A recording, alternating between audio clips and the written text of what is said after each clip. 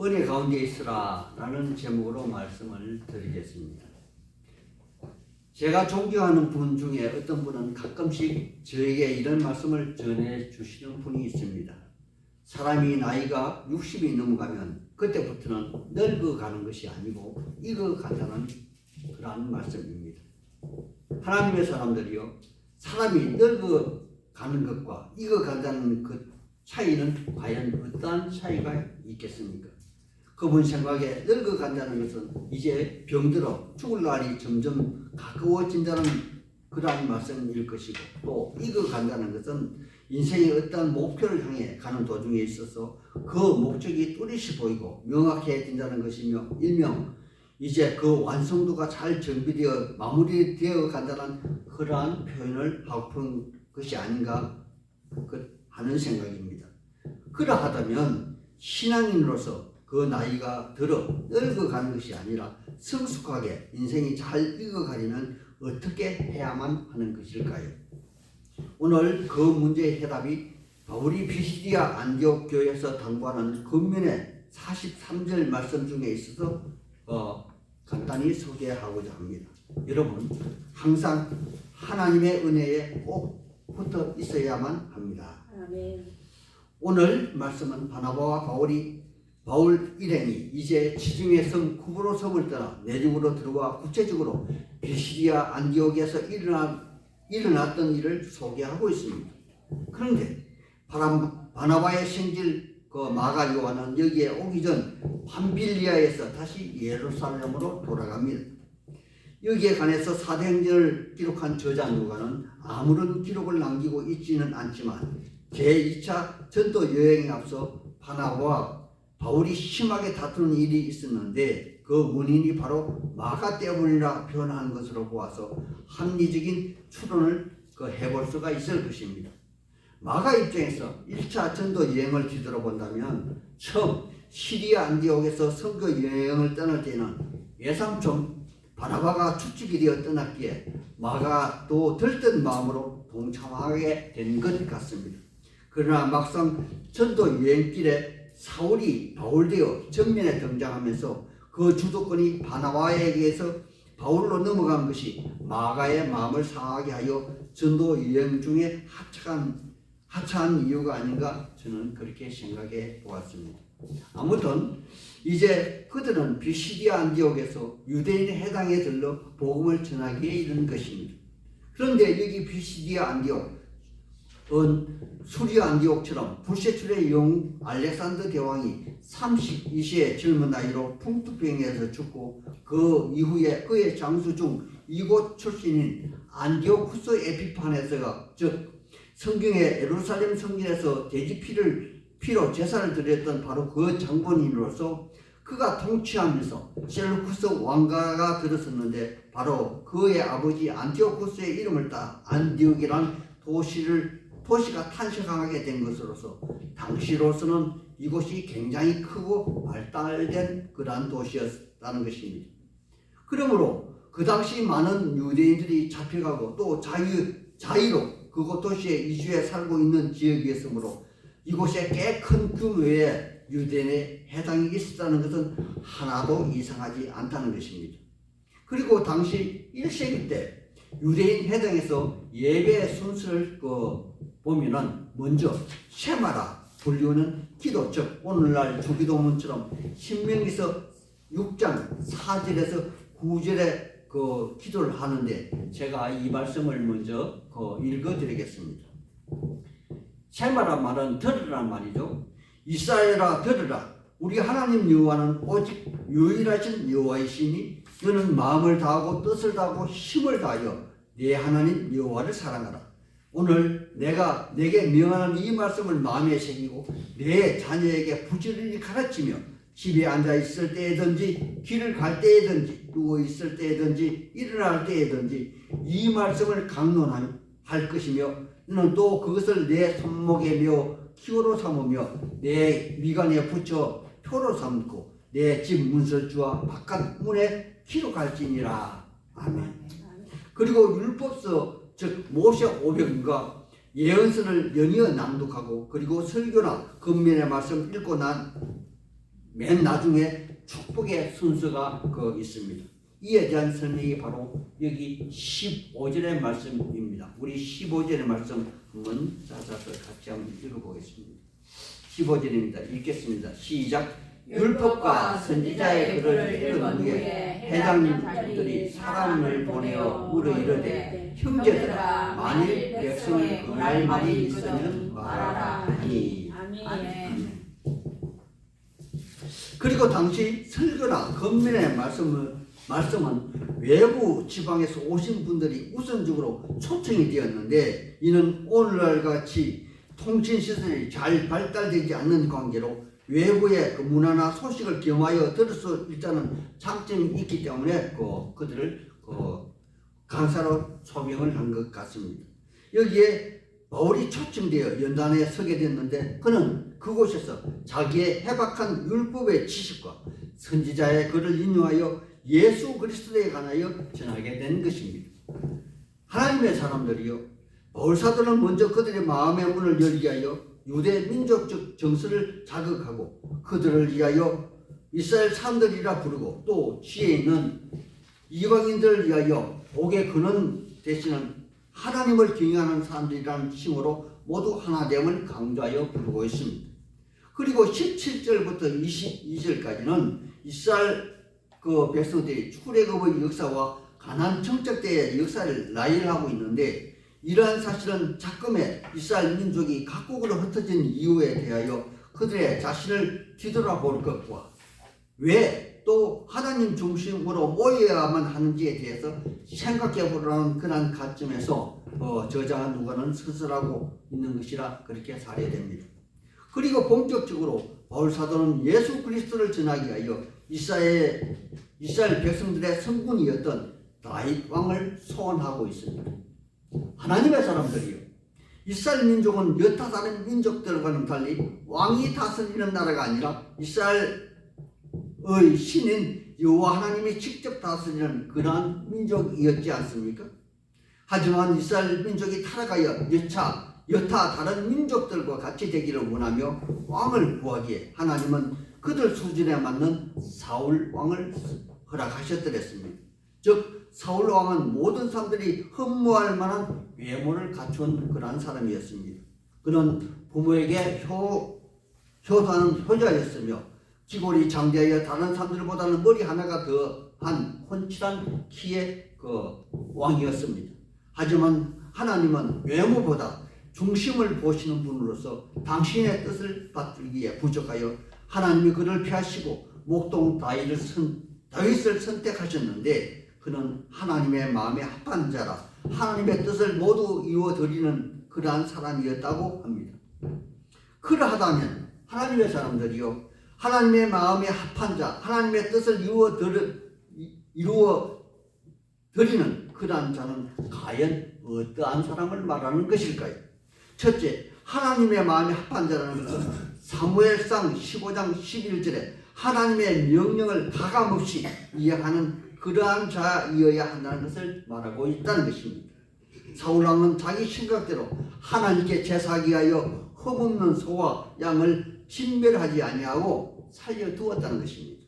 두 번째, 하나님의 뜻을 이루어드리는 자라는 것은 여호와 하나님은 갈대아 우리에서 아브라함 한 사람을 택하여 한 민족을 이루시고 나라를 세우신 진정한 이유는 바로 저 잃어버린 에덴의 회복에 구원의 서정을 위한 메시아 탄생의 씨앗으로 거대한 구속사를 완성하는 그러한 것이었습니다. 그러기에 다윗 왕은 하나님이 약속하셨던 가나안 땅을 차지하고 그것의 약속의 자녀가 거주하며 다시는 그 누구도 넘볼 수 없는 그러한 나라를 세우는 것으로 잃어버린 나홀을 꿈꿨던 것입니다. 그러므로 이제 다윗 왕의 후손으로서 전혀 새로운 세상의 주인이 나타날 것이며, 그는 그 나라의 백성들을 위하여 자기의 모든 것을 버리실 분으로서 선지자들이 예언한 그러한 말씀을 모두 이루어 응하게 하신 이후에 세상의 정민에 등장하실 그러한 분인 것입니다. 이것이 바로 신명기서 21장 23절의 말씀으로 나무에 달린 자는 저주를 받은 자로서 그는 본문 28절에 죽일 죄를 하나도 찾지 못하였으나 빌라도에게 죽여달라고 하였으니 성경에 그를 가리켜 기록한 말씀이 응하게 하신 것이라는 것입니다. 하지만 하나님의 사람들이요, 그분은 죄가 하나도 없으신 분으로서 도대체 죽을 이유가 하나도 없었다는 것이지 않습니까? 그러므로 30절에 하나님이 그를 죽은 자 가운데서 다시 살리신지라 하신 말씀은 도대체 무엇을 염두에 두고 이러한 말씀을 하시는 것일까요?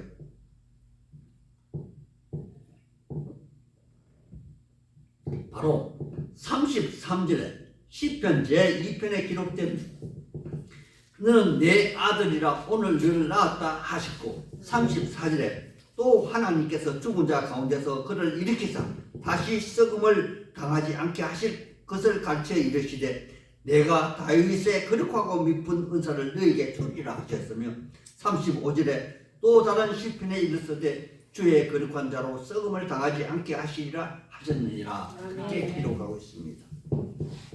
하나님의 사람들이요, 여기 33절과 35절의 말씀은 굉장히 중요한 말씀으로 제가 조금 더 부연 설명하여 말씀을 드리겠습니다. 33절의 말씀은 시편 제2편에 기록된 말씀으로서 너는 내 아들이라 오늘 내가 너를 낳았다 하신 말씀을, 그러한 말씀을 인용한 것인데, 이 말씀의 쓰임은 이스라엘 나라에서 왕의 대관식 때 한 사람의 백성이 이제 거룩한 기름 부음을 받아 이제는 사람의 자식이 아니라 이스라엘 하나님 여호와의 아들 칭호를 받을 때 쓰여진 그러한 말인 것입니다. 그렇다면 메시아 그리스도는 아무런 죄가 없으신 분으로서 저주의 십자가를 지시고 죽었으나 하나님이 그를 살리시어 이제는 하나님의 자녀 신분으로 성화되어 하나님의 모든 권한을 물려받는 후사가 되었다는 그러한 말씀을 하고픈 것입니다. 그러므로 34절에 죄가 있는 자가 썩어 죽음을 당하는 것처럼 하나님의 후사는 다시 썩음을 당하지 않게 하실 것이며, 이는 다윗이 성령에 감동되어 메시아 그리스도뿐만 아니라 또한 우리에게 주리라 하신 예언의 은사로 우리에게도 같은 은혜로 주시리라 하셨으며, 35절에 또 다른 시편, 즉 시편 16편 10절에 보면은 이는 주께서 내 영혼을 서울에 버리지 아니하시며 주의 거룩한 자로 멸망시키시지 아니할 것임이라 하신 것처럼 은혜를 입은 모두는 그리스도 예수와 같은 은혜를 받아 누리게 된다는 그러한 사실을 사도 바울은 여기 피시디아 그 해당에서 설교하고 있는 것입니다. 하나님의 사람들이요, 이는 실로 엄청난 말씀이지 않습니까?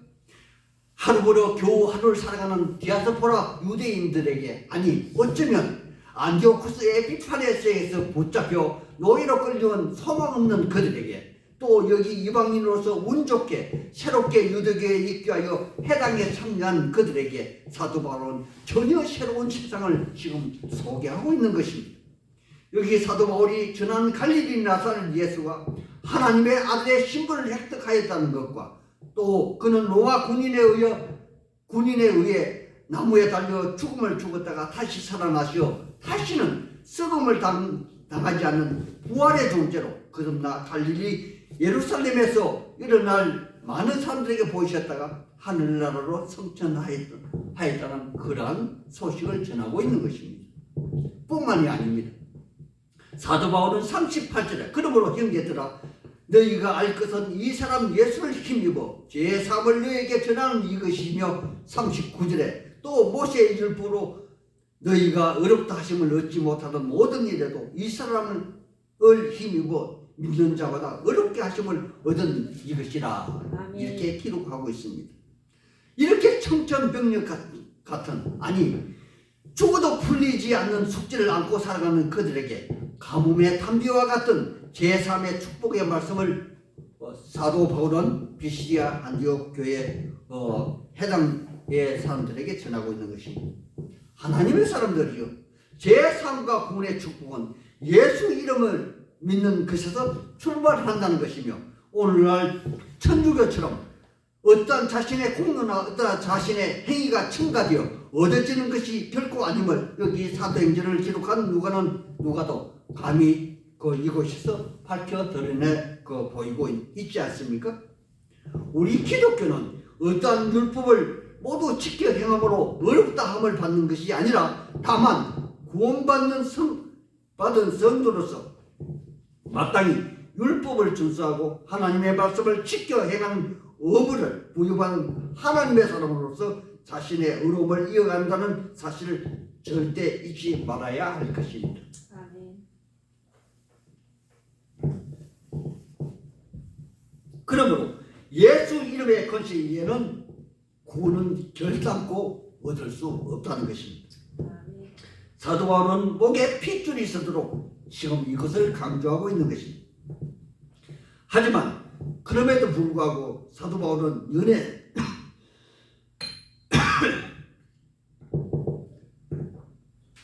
다른 복음의 전도자처럼 아니 안타까운 심정을 토로하는 옛 선지자들처럼 자신의 마음속에 불안한 마음을 또한 여기에 덧붙이고 있는 것을 우리는 봅니다. 41절에 보라 멸시하는 사람들아 너희는 놀라고 멸방하라 내가 너희 때를 당하여 한 일을 행하느니 사람이 선지자가 너희에게 일러줄지라도 너희는 도무지 믿지 못할 일이라 하였느니라. 아멘. 아멘. 이 말씀을 전해들은 여기 피시디아 안디옥 해당의 사람들이 서로 자신들을 돌아보며 여기 기쁜 소식을 전하여 준 바나바와 바울을 따르니 두 사도는 더불어 말하고 그렇게 저주받은 인생으로서 전락하지 아니하려면 항상 하나님의 은혜 가운데 머물러 있으라 당부하고 있는 그러한 건밀의 그 모습을 봅니다. 여호와 하나님의 사람들이요 전도는 어떤 개인의 능력으로 역사가 일어나는 것이 아니지 않습니까? 다만 하나님의 뜻을 따르고자 하는 하나님의 사람들의 열정을 하나님이 사용하는 것이지요. 그러므로 죄사함을 받고 영원한 생명을 부여받는 우리 모두는 하나님의 뜻에 적극 동참하여 하나님의 기쁘신 일에 적극 힘써야 할 것입니다. 아멘. 그리하면 그 결과는 하나님이 책임져 주실 것이며 마가복음 10장 30절의 말씀처럼 금세에 있어 집과 형제와 자매와 어머니와 자식과 전토를 100배나 받되 박해를 겸하여 받고 내세에 영생을 받지 못할 자가 없느니라 하신 약속의 말씀을 주셨으니 우리 모두는 전혀 앞으로 그 영생을 에 관하여 걱정할 것이 무엇이겠습니까? 그래서 여기 이곳 바나바와 바울 사도는 자기의 일을 최선을 다하고 있는 그러한 모습을 보고 있지 않습니까? 이제 말씀을 마치려 합니다. 항상 하나님의 은혜 가운데 머물러 있으라 라는 마음의 울림을 안고 여기 우리 같이 50절에서 52절의 말씀을 한 목소리로 읽고 마치겠습니다. 50절에서 52절의 말씀입니다. 한 목소리로 읽어보겠습니다. 찾았으면 읽겠습니다. 시작. 이에 유대인들이 경건한 기부인들과 그 시대 유혹한 자들을 선동하여 바울과 바나바를 박해하여 그 지역에서 쫓아내니 두 사람이 그들을 향하여 말에 댓글을 썰어버리고 이고니온으로 가거늘 제자들은 기쁨과 성령이 충만하니라. 아멘. 기도하겠습니다.